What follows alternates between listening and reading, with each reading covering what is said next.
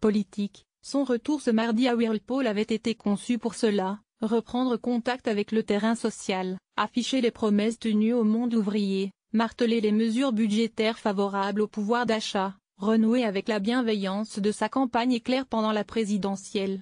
Le tout pour en finir avec cette caricature de président des riches qui s'installe peu à peu dans l'opinion. Après Amiens, Emmanuel Macron espérait transformer l'essai en s'invitant mercredi en Corrèze, berceau du chiracisme et du hollandisme, pour parler formation professionnelle, le grand chantier de sa politique sociale censé faire contrepoids à sa réforme controversée du Code du travail. Il aura suffi d'un mot de trop pour que cette opération séduction ne vole en éclats. Certains, au lieu de foutre le bordel, feraient mieux d'aller regarder s'ils ne peuvent pas avoir des postes là-bas, parce qu'il y en a qui ont les qualifications pour le faire et ce n'est pas loin de chez eux, a-t-il glissé tandis que des employés licenciés de l'équipementier automobile GMS de la Souterraine se heurtaient aux forces de l'ordre non loin de là. Propos volés, simple malentendu, ou franc-parler assumé. Qu'importe.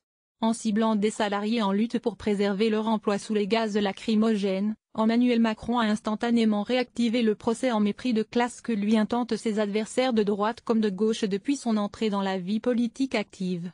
Une langue de classe méprisante. Abandonner la langue de bois n'implique pas d'utiliser une langue de classe méprisante, a taclé le porte-parole de Jean-Luc Mélenchon, Alexis Corbière.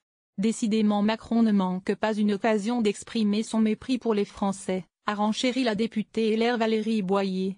Un comique de répétition et un mépris de répétition, a ironisé le député FN Sébastien Chenu. Une attitude classique des hauts fonctionnaires en plus banquiers qui regardent en surplomb le monde salarié, a achevé l'ancien premier secrétaire du PS Jean-Christophe Cambadélis. Il faut dire qu'Emmanuel Macron a quelques antécédents en la matière. Des illettrés de Gade à la meilleure façon de se payer un costard, de l'alcoolisme qui s'est installé dans le bassin minier à sa compassion affichée pour les entrepreneurs dont la vie serait bien plus dure que celle d'un salarié. L'ancien banquier d'affaires n'a eu de cesse depuis sa première prise de fonction à Bercy d'accumuler les écarts de langage et d'installer l'image d'un énarque déconnecté du quotidien des gens puis d'un candidat ne représentant que la France qui va bien.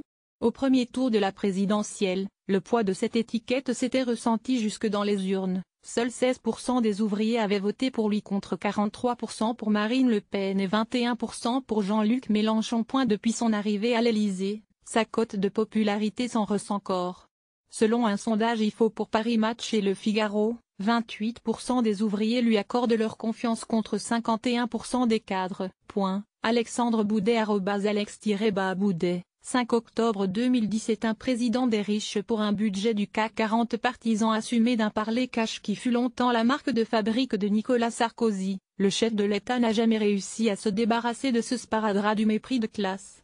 Pire, il l'a souvent entretenu par des formules maladroites ou provocantes. La diatribe contre les fainéants n'a toujours pas été digérée, dans un contexte social et budgétaire tendu, transformant ce qui n'était jusqu'alors qu'un problème de formulation en un rejet frontal de sa politique économique. Cette polémique du bordel tombe d'autant plus mal qu'elle s'embrase au moment où l'exécutif est en proie à une agitation sociale croissante, dopée par la contestation contre les ordonnances réformant le Code du travail et les critiques contre le budget 2018, rebaptisé budget du CAC 40. Accusés de privilégier les plus aisés, Édouard Philippe et ses ministres se débattent depuis une semaine pour éteindre le brasier de la réforme de l'ISF, promettant de taxer davantage les yachts, les voitures de luxe et les signes extérieurs de richesse. La modification de l'ISF, c'est pas un cadeau pour les riches, c'est un cadeau pour l'économie française, pour nos entreprises, n'a eu de cesse de plaider le porte-parole Christophe Castanet, allant jusqu'à présenter Emmanuel Macron en président des pauvres. Là. Depuis mercredi soir, les opposants au gouvernement font aisément le lien entre les dérapages verbaux du président et la philosophie de son budget. C'est quoi le problème de Macron avec les gens qui ne paient pas l'ISF? A réagi le sénateur socialiste Raïd Mal. Le mépris social pour les illettrés, les fainéants et les riens, et en même temps la compassion fiscale pour les grandes fortunes, a étrié Olivier Faure, le patron des députés PS. De quoi ancrer encore un peu plus la caricature du président des